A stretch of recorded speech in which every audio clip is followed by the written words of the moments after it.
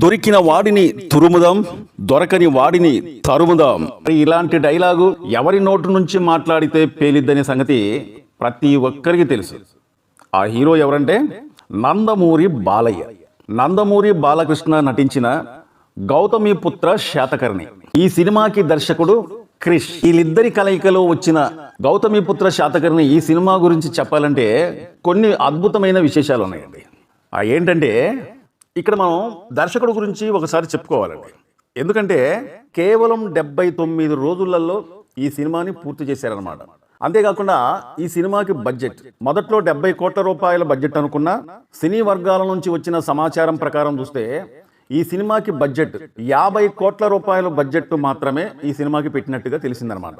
మరి ఈ సినిమా సాధించిన కలెక్షన్లు చూస్తే అప్పట్లో మతిపోవాల్సిందే అనమాట.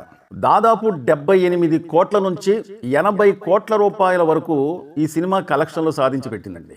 ఇది ఒక హిస్టారికల్ మూవీ. కలెక్షన్ల పరంగా కూడా అద్భుతమైన కలెక్షన్లు చేసి ఈ సినిమాలో బాలకృష్ణ గారి నట విశ్వరూపం మాత్రం అద్భుతం, అమోహం అన్నమాట. బాలకృష్ణ గారి నోట వచ్చే డైలాగులు చూస్తూ ఉంటే ఒక్కొక్కరికి గూస్ బంప్స్ రావాల్సిందే.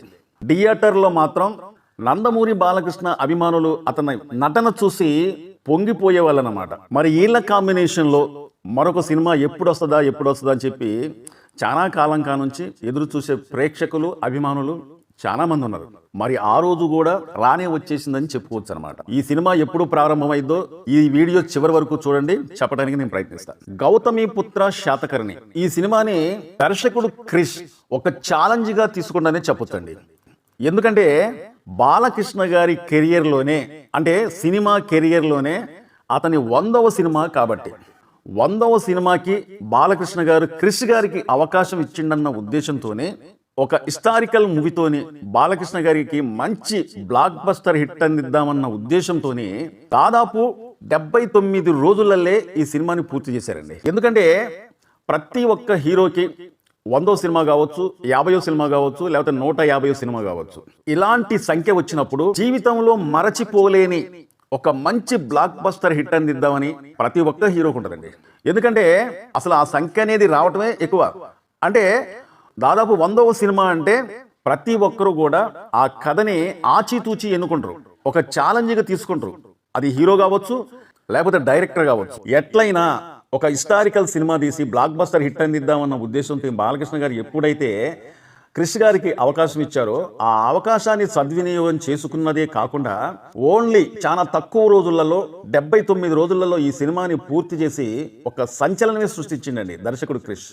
అయితే 2021 కరోనా సెకండ్ వే వెళ్ళిపోయిన తర్వాత అసలు థియేటర్లోకి జనాలు వస్తారా రారా అనుకునే సమయంలో ధైర్యం చేసి అఖండ సినిమాని రిలీజ్ చేశారండి. ఆ సినిమా దర్శకుడు బోయపాటి శ్రీను. ఇతని దర్శకత్వంలో వచ్చిన ఈ సినిమాకి సంగీతం తమన్. బాలకృష్ణ గారు మునుపెన్నడూ కూడా నటించని పాత్రలో అఘోరాగా నటిస్తున్న ఈ సినిమా బ్లాక్ బస్టర్ హిట్ అవ్వాలన్న ఉద్దేశంతోనే ఎంతో శ్రమించి ఈ సినిమా కథ రాసి సినిమాని తీసి తీరా ప్రేక్షకుల ముందుకు రానిద్దామనుకున్న సమయంలో సినిమా అయితే బాగానే వచ్చింది, కానీ రిలీజ్ చేసే సమయం మాత్రం బాగలేదన్నమాట. ఎందుకంటే ఒక మనిషి దగ్గరగా ఉండకుండా దాదాపు ఒక 4-5 అడుగుల డిస్టెన్స్ పాటిస్తున్న ఆ రోజుల్లో రిలీజ్ అవ్వటమే ఒక ఛాలెంజ్ అనమాట. కానీ అలాంటి సమయంలో రిలీజ్ చేసి బ్లాక్ బస్టర్ హిట్ అందించారండి.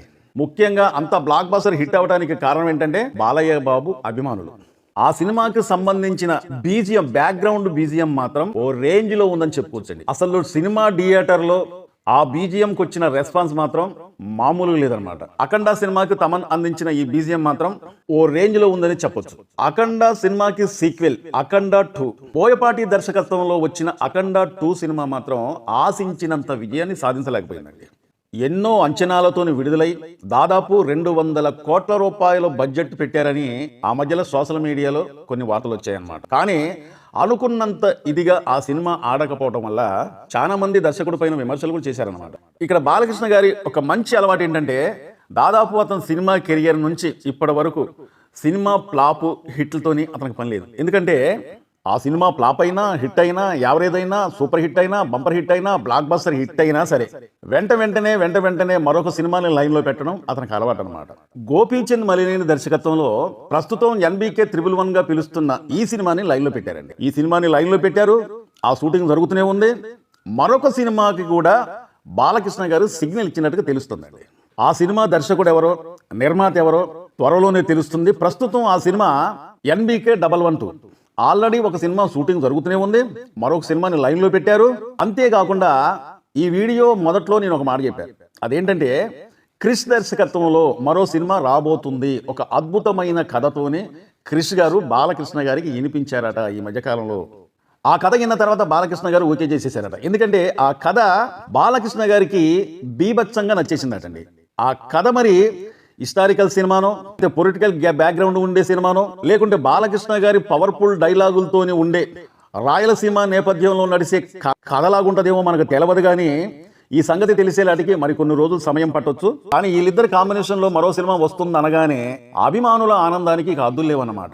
ప్రస్తుతం బాలకృష్ణ గారు నటిస్తున్న NBK 111 ఈ సినిమా 2027 సంక్రాంతి కానుకగా విడుదల చేయాలన్న ఉద్దేశంతోనే ఈ షూటింగ్ శరవేగంగా జరుగుతుందండి. అంటే ఈ సినిమా షూటింగ్ సగం అవ్వగానే మరొక సినిమా షూటింగ్ ప్రారంభిస్తున్నట్టు తెలుస్తుందన్నమాట. ఆ సినిమే NBK 112. ఫస్ట్ నుంచి నందమూరి బాలకృష్ణ అయినా, మెగాస్టార్ చిరంజీవి అయినా వాళ్ళు హిట్లు ఫ్లాపులతోని వాళ్ళకి పని లేదు.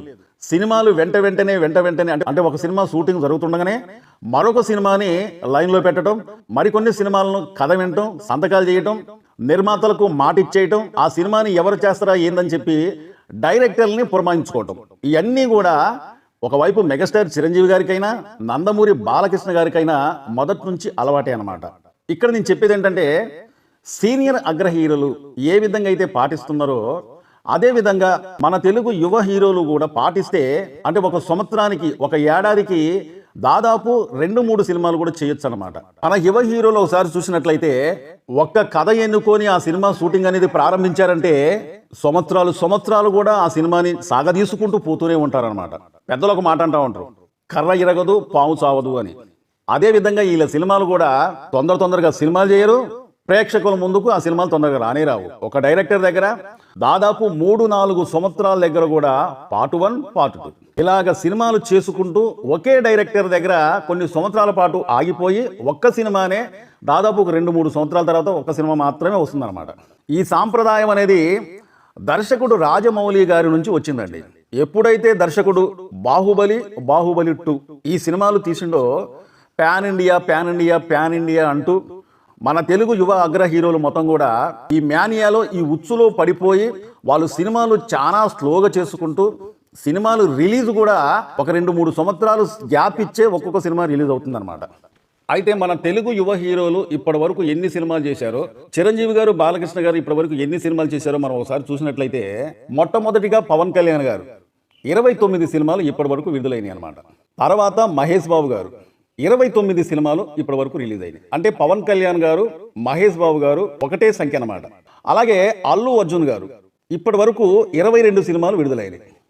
తర్వాత జూనియర్ NTR గారు వీళ్ళందరికన్నా కొద్దిగా బెటర్ అనమాట. ఎందుకంటే అతను బాలనటుడుగా ఫస్ట్ నుంచి నటించింది కాబట్టి 31 సినిమాలలో ఇప్పటి వరకు అతను నటించిండు. మరి రామ్ చరణ్ గారు ఇప్పటి వరకు 15 సినిమాలలో అతను నటించిండు అనమాట. మరి ప్రభాస్ విషయానికి వచ్చినట్లయితే అల్లు అర్జున్ గారు, ప్రభాస్ గారు ఇప్పటి వరకు సేమ్ 22 సినిమాలు అతను చేసిండు. ప్రభాస్ కూడా 22 సినిమాలు చేసిండు అనమాట. అంటే నేను ఇక్కడ ఈ విషయాన్ని ఎందుకు తీసుకొస్తున్నానంటే ఇన్ని సంవత్సరాలైన 30 సంఖ్యని ఒక్క NTR తప్ప, జూనియర్ NTR తప్ప మరి ఎవ్వరు కూడా దాటలేదు అనమాట. ఇలాగ మనం ఉన్న అగ్ర హీరోలు, యువ అగ్ర హీరోలు ఈ విధంగా సినిమాలు చేసుకుంటూ పోతే మరి వాళ్ళు ఇంకా ఎప్పుడు 100 సినిమాలు దాడతారు అనేది ఇక్కడ అర్థం కాని ప్రశ్న అనమాట. బాలకృష్ణ గారు మాత్రం 110 సినిమాల్లో 109 సినిమాలు ఆయన నటించిందండి. మరి మెగాస్టార్ చిరంజీవి గారు అయితే 157 సినిమాలలో నటించి మన సీనియర్ అగ్ర హీరోలు, అంటే ప్రస్తుతం ఉన్న అగ్ర హీరోలు, సీనియర్ అగ్ర హీరోలల్లా అలాగే యువ అగ్ర హీరోలల్లో కూడా తన సంఖ్య మరి ఎవరన్నా దాటరో నాకైతే తెలియదు. కానీ 157 సినిమాలలో నటించి మెప్పించి ఇప్పటి వరకు కూడా మెగాస్టార్గా ఉన్నాడంటే దట్ ఈస్ సీనియర్ అగ్ర హీరోలు గ్రేట్ అండి. బాలకృష్ణ గారే కావచ్చు, చిరంజీవి గారే కావచ్చు. సరే, ఈ విషయాన్ని కాసేపు పక్కన పెట్టినట్లయితే నందమూరి బాలకృష్ణ నటిస్తున్న NBK 111 సినిమా వచ్చే ఏడాది అంటే 2027 సంక్రాంతి కానుకగా విడుదలవుతున్నట్టుగా తెలుస్తుంది. ఆ సినిమా మాత్రం శరవేగంగా షూటింగ్ అనేది జరుపుకుంటుంది. అంతేకాకుండా ఆ సినిమా సగం షూటింగ్ అవగానే NBK 112 సినిమా కూడా ప్రారంభిస్తారన్నట్టుగా తెలుస్తుంది. అంటే మొత్తానికి వచ్చే సంవత్సరం 2027లో కృష్ణ దర్శకత్వంలో బాలకృష్ణ గారు నటించబోయే NBK 113 ఈ సినిమా కూడా ప్రారంభిస్తున్నట్టుగా సోషల్ మీడియాలో వార్తలు అయితే వస్తున్నాయి. చాలా మంది మా వీడియో చూస్తున్నారు కానీ సబ్స్క్రైబ్ చేసుకోకుండా చూస్తున్నారంటే దయచేసి మీరు మమ్మల్ని సబ్స్క్రైబ్ చేసుకుంటే మమ్మల్ని ఎంకరేజ్ చేసేందుకు ఈ వీడియోపై ఒక లైక్ చేయండి, మీ అమూల్యమైన కామెంట్ తెలుపుతారని చెప్పి కోరుకుంటూ మా వీడియో నచ్చితే సబ్స్క్రైబ్ చేసుకోండి. మరో మంచి వీడియోతో మళ్ళీ మేము ముందుకు వస్తా. Thank you.